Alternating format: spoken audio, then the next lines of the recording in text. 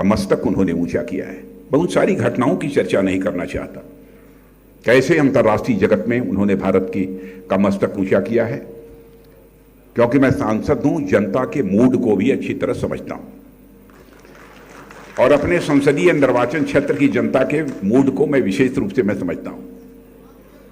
इसलिए आज के अवसर पर तो मैं अपनी तरफ से भी और पूरे अपने संसदीय निर्वाचन क्षेत्र के, मैं आज रक्षा मंत्री के रूप में नहीं बोल रहा हूं, एक सांसद के रूप में बोल रहा हूं, अपने पूरे संसदीय निर्वाचन क्षेत्र की तरफ से मैं श्रद्धेय अटल बिहारी वाजपेयी जी की स्मृति को नमन करता हूं।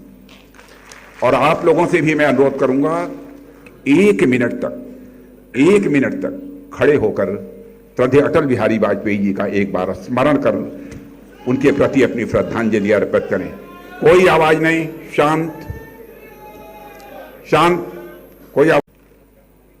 उनकी इस लखनऊ संसदीय निर्वाचन क्षेत्र के संबंध में क्या अपेक्षाएं थीं, लखनऊ को कैसा बनाना चाहते थे, उसकी अच्छी तरह मुझे जानकारी थी, क्योंकि उनके साथ मंत्रिमंडल में भी मैं काम कर चुका हूं। उनके रहते ही मैं भारतीय जनता पार्टी के राष्ट्रीय अध्यक्ष की जिम्मेदारी भी संभाली है। बराबर वह लखनऊ के संबंध में, लखनऊ के विकास के संबंध में व्यक्तिगत रूप से मुझसे चर्चा करते रहते थे। अटल जी क्या थे, अंतर्राष्ट्रीय जगत में उनकी किस प्रकार की ख्याति थी, उससे आप सभी अच्छी तरह परिचित हैं, इसलिए बहुत विस्तार में जाकर मुझे बतलाने की कोई जरूरत नहीं है। लेकिन हम सब ये सौभाग्यशाली मानते हैं अपने को कि अटल जी ने हमारे इस लखनऊ का लंबे समय तक प्रतिनिधित्व किया और प्रधानमंत्री बने तो इसी संसदीय निर्वाचन क्षेत्र का सांसद रहते हुए वे भारत का प्रधानमंत्री बने। मेरे बहनों भाइयों,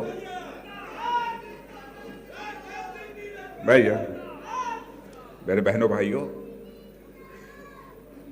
मैं लखनऊ संसदीय निर्वाचन क्षेत्र से आप सब ने मुझे सांसद चुना है।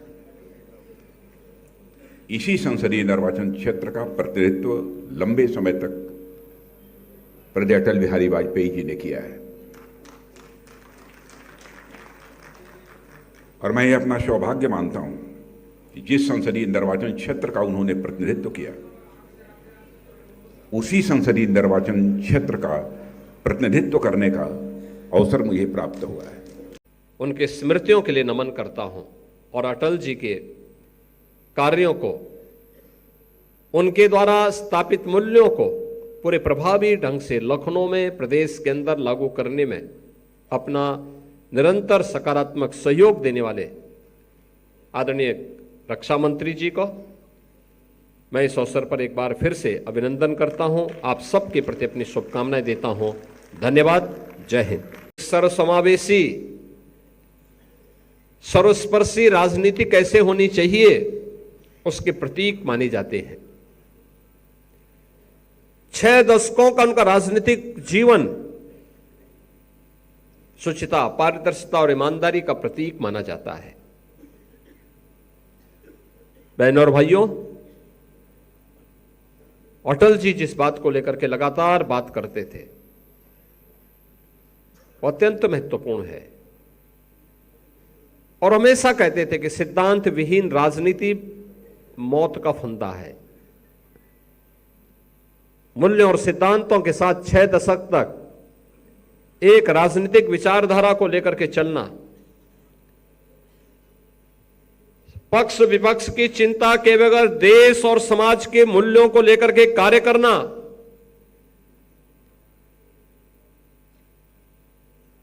देश के आने वाली समय के लिए मर्यादाओं का पालन हो,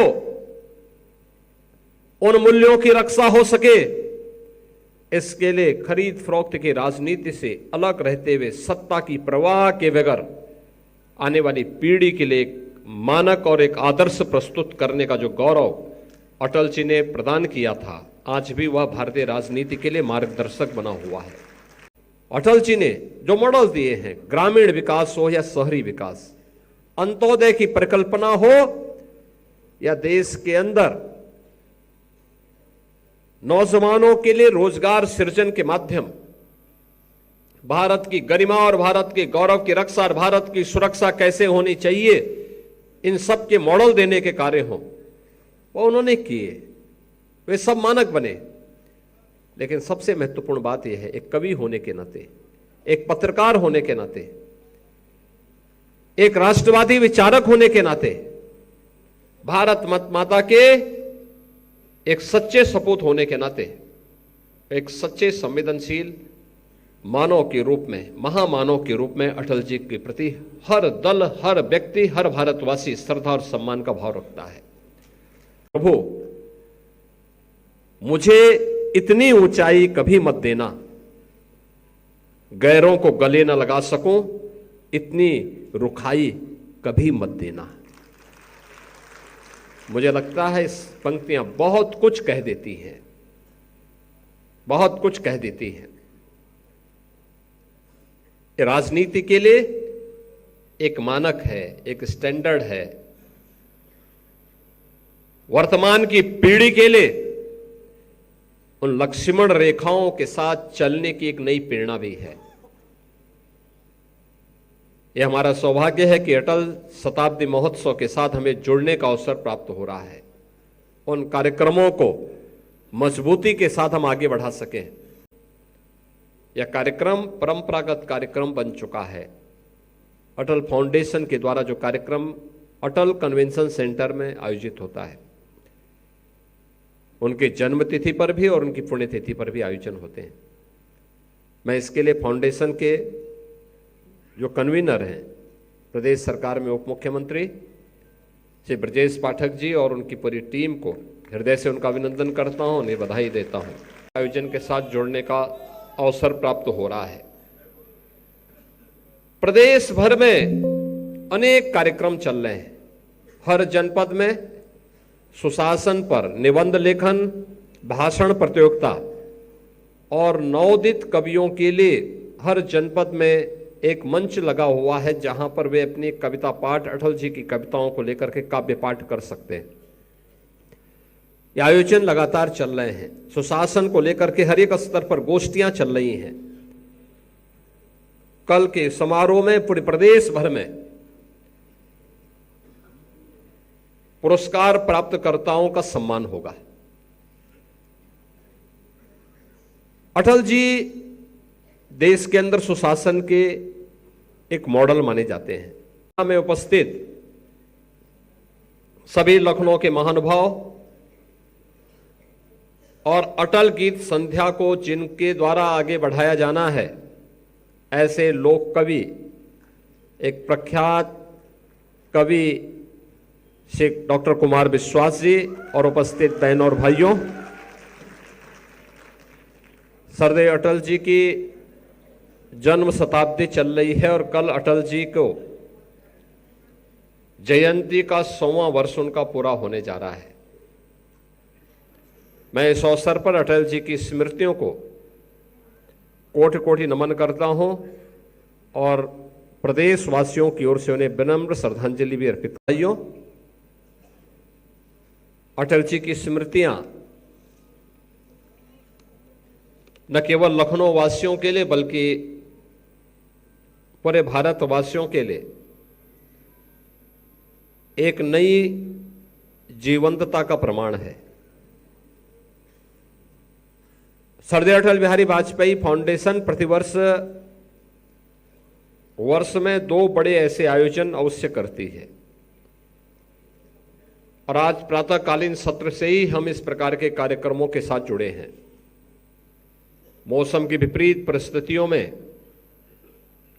25 से 30 हजार युवा साथियों के साथ हमें केडी सिंह बाबू स्टेडियम के कार्यक्रम के साथ जुड़ने का आयोजन का अवसर प्राप्त हुआ और सभी अटल जी की ही स्मृतियों को जीवंत कर रहे थे। इसके उपरांत अटल स्वास्थ्य मेला लगातार 5 वर्षों में 2019 से लेकर के 2023 तक, जिसके माध्यम से 50,000 से अधिक लखनऊ वासियों ने निःशुल्क स्वास्थ्य के लिए परामर्श, दवा का उपचार, दिव्यांगजनों को उपकरण, आदि प्राप्त हुए हैं। ऐसे 50,000 लोग प्रत्यक्ष रूप से अटल स्वास्थ्य मेले से अब तक लाभान्वित हुए हैं और आज और कल फिर अटल स्वास्थ्य मेला युवा नेता श्री नीरज सिंह जी के नेतृत्व में आयोजित हुआ है। आयोजित आज के इस कार्यक्रम में मुख्य अतिथि के रूप में उपस्थित देश के माननीय रक्षा मंत्री आदरणीय श्री राजनाथ सिंह जी, उत्तर प्रदेश सरकार में मंत्रिमंडल के मेरे सहयोगी उप मुख्यमंत्री श्री केशव प्रसाद मौर्य जी, इस कार्यक्रम के संयोजक और प्रदेश सरकार में उप मुख्यमंत्री श्री ब्रजेश पाठक जी, प्रदेश अध्यक्ष भारतीय जनता पार्टी चौधरी भूपेंद्र सिंह जी, राज्यसभा के माननीय सांसद पूर्व उप मुख्यमंत्री श्री दिनेश शर्मा जी, आज के इस कार्यक्रम में उपस्थित पूर्व प्रदेश अध्यक्ष और पूर्व केंद्रीय मंत्री। पूज्य अटल जी की जन्म शताब्दी को धूमधाम से मनाने के लिए लखनऊ में कई कार्यक्रम आयोजित हो चुके हैं। सबसे पहले कार्यक्रम प्रातःकाल 11 बजे आदरणीय मुख्यमंत्री जी, आदरणीय रक्षा मंत्री जी के मार्गदर्शन में युवा कुंभ के रूप में केडी सिंह बाबू स्टेडियम में संपन्न हो चुका है, जहां पूरे लखनऊ के नौजवान बच्चों ने सांस्कृतिक कार्यक्रमों के माध्यम से पूज्य अटल जी को अपनी श्रद्धांजलि अर्पित की। इसके अलावा निबंध प्रतियोगिताएं, बैंड प्रतियोगिताओं के माध्यम से भी पूज्य अटल जी को श्रद्धासुमन अर्पित करिए। उनको माननीय रक्षा मंत्री जी के आशीर्वचन मिले और इसके अलावा माननीय मुख्यमंत्री जी, माननीय रक्षा मंत्री जी ने पुरस्कार वितरित भी अपने युवाओं को उनके अंदर प्रेरणा भरने के लिए करने का काम किया। उनके साथ कंधे से कंधे मिलाकर खड़े रहे। उनके परिवार के सदस्यगण, सभी भाइयों तथा बहनों, पत्रकार मित्रों, पूज्य अटल जी की जन्म शताब्दी को कल हम सब धूमधाम के साथ मनाने वाले हैं। पूज्य अटल जी लखनऊ में घर घर में एकदम परिवार की भांति रचे बसे थे। आज वो हमारे बीच में नहीं है। हम आप सबकी तरफ से, उत्तर प्रदेश के 25 करोड़ लोगों की तरफ से पूज्य अटल जी के चरणों में हृदय से श्रद्धा सुमन अर्पित करते, उन्हें श्रद्धांजलि अर्पित करते हैं।